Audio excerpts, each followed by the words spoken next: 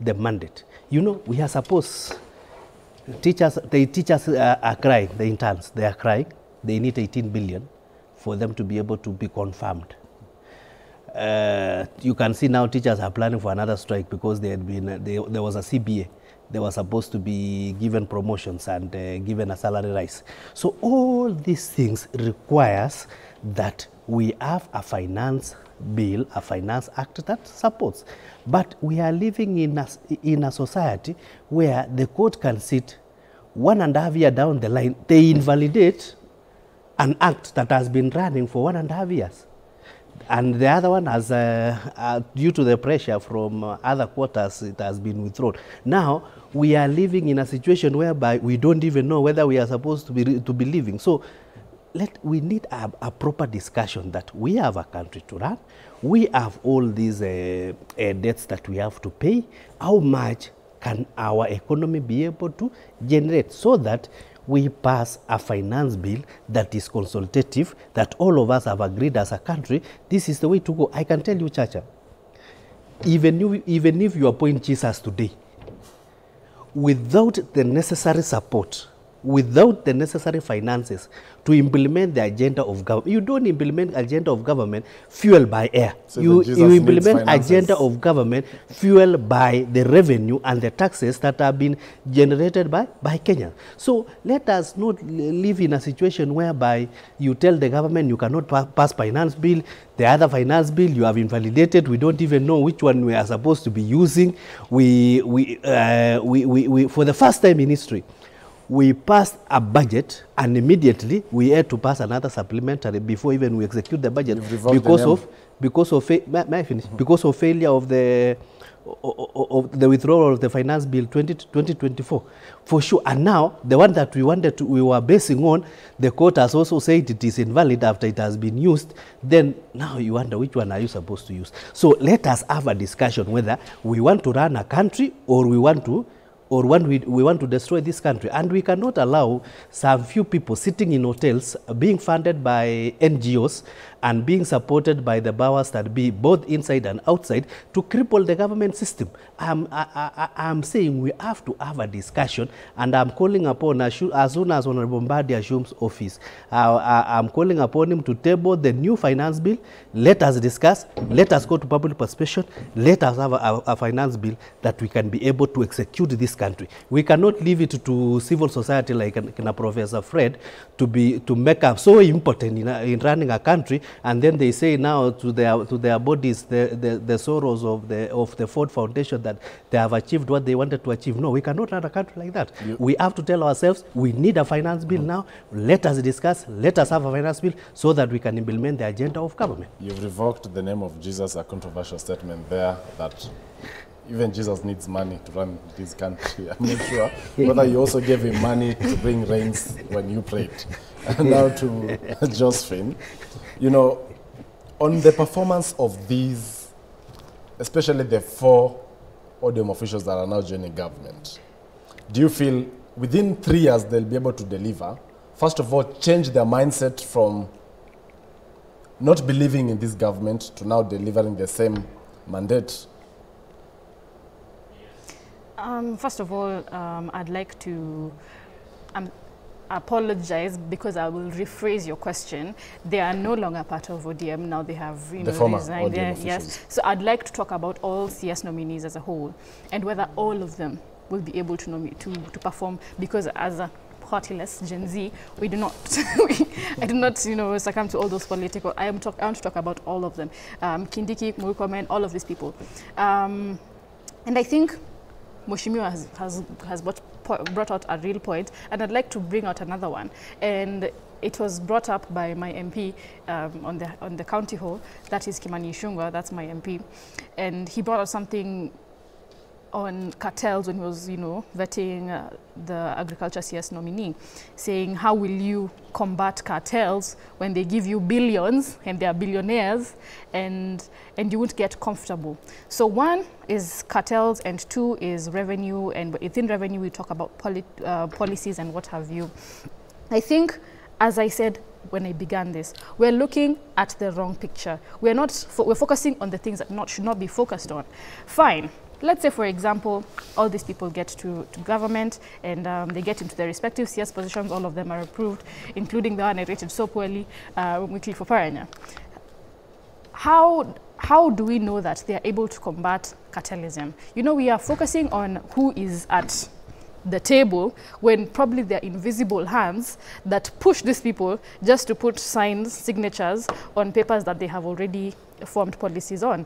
So I think the question should be, you know, how do we restructure the systems? Are the systems correctly in place? How do we ensure that they are continuously accountable? You know, according to the Leadership and Integrity Act, as much as you've talked about net worth and what have you, we need to review these individuals. No worries. We need to review these individuals in 2 years' time. Those are the questions we should be asking.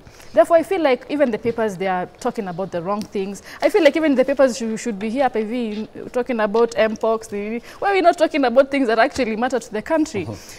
I'm not in government. I feel like Mheshimiwa is best placed to answer on the... I've not met them personally. I have hope, I have faith in Ruto's regime. I have faith in his policies. I have faith that he chooses people based off of, you know, their powers and what they can do for this country, and their intellects and their ways of executing. I am now not focused now on, you know, who is there now, but rather, will they battle the system?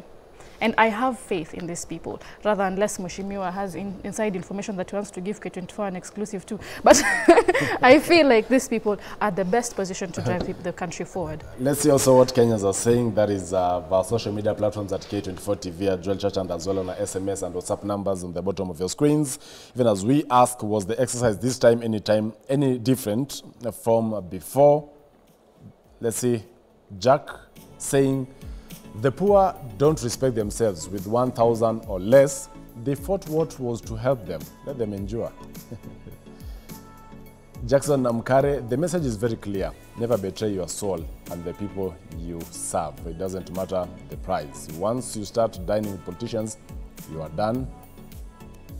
Peter Kihonge, you just wasted taxpayers' money with the so-called vetting.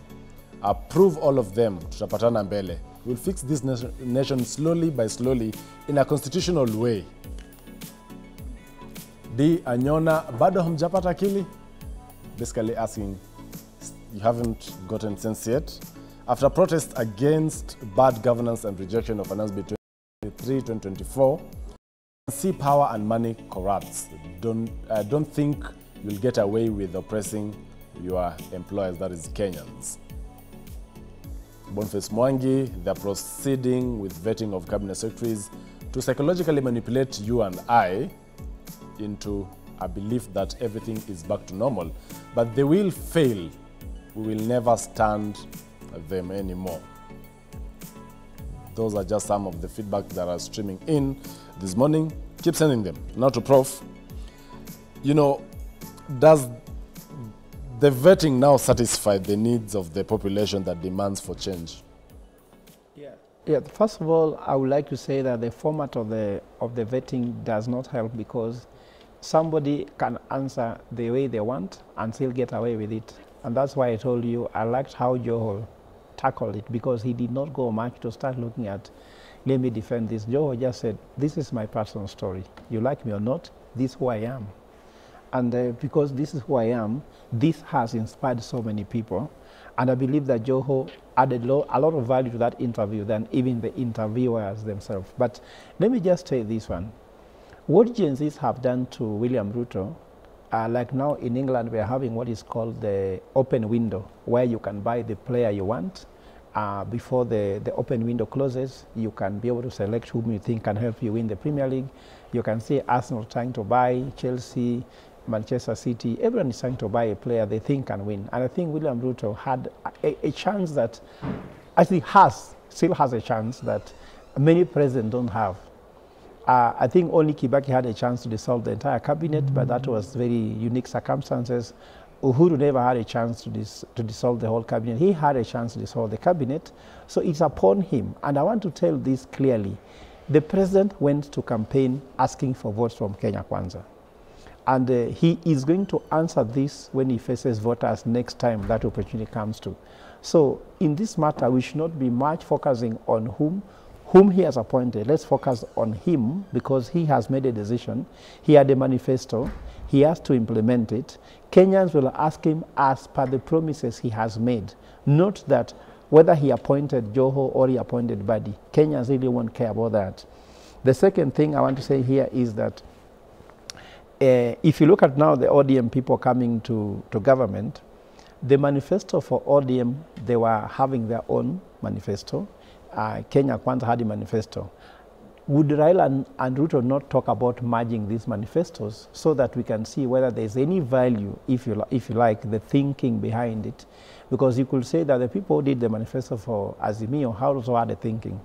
But I remember I was on record. I went on TV, I don't want to switch media station, and I stated that as a professor, I took the Kenya Kwanza manifesto and the one for Azimio, and I put them into a software called Turn It In to do the similarity test. And they were 98% similar, meaning that there is not much difference between what they were offering from Azimio and Kenya Kwanza.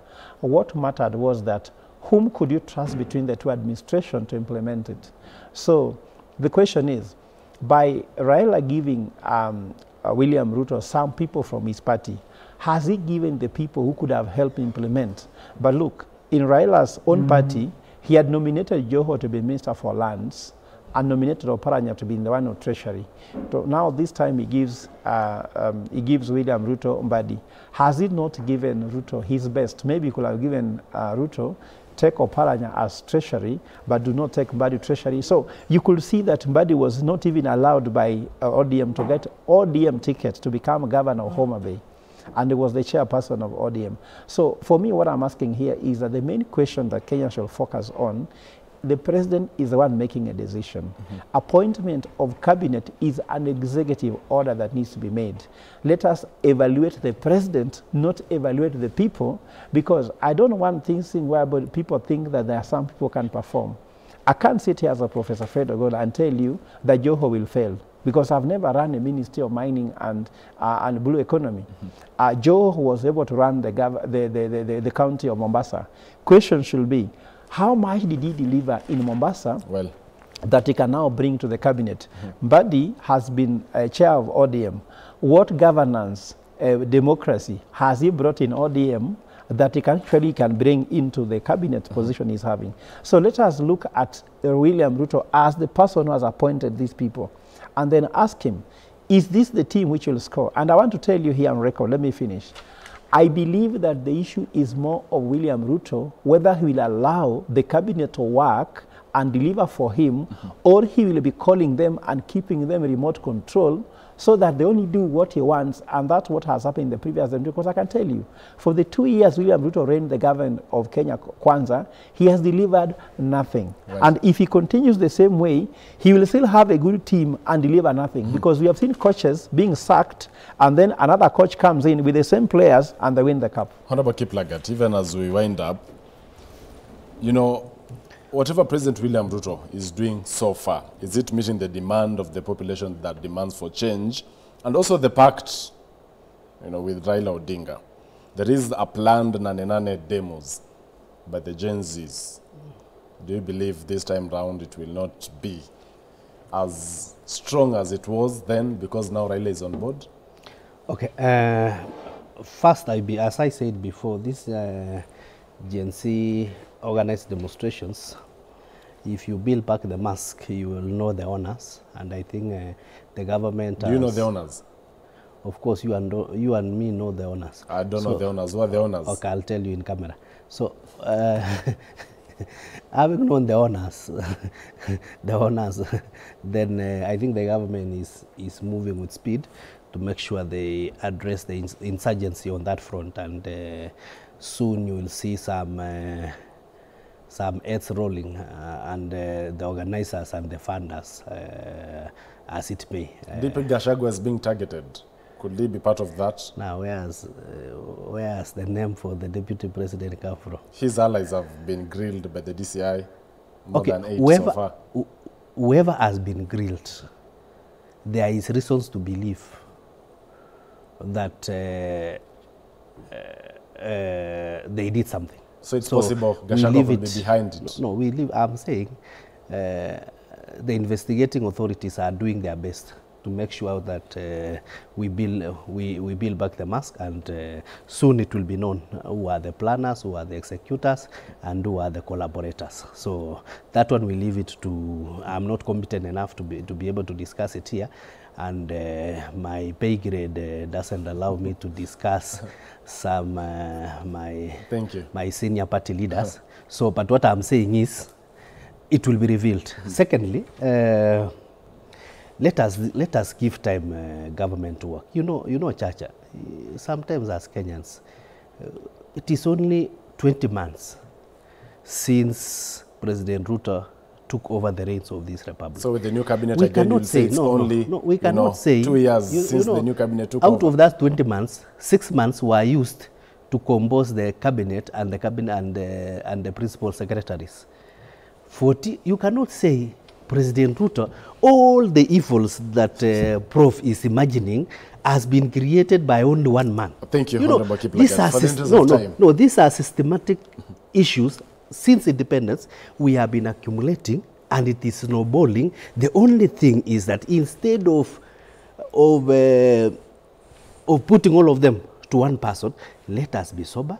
Let us sit and as Kenyans, and then we address the core issues that is affecting this country. And we invite the Gen Zs, get organized, don't be partyless, don't be genderless, don't be tribeless, don't be everything less. You can see your lacuna is being filled all over, and you start complaining that we didn't want this to fill.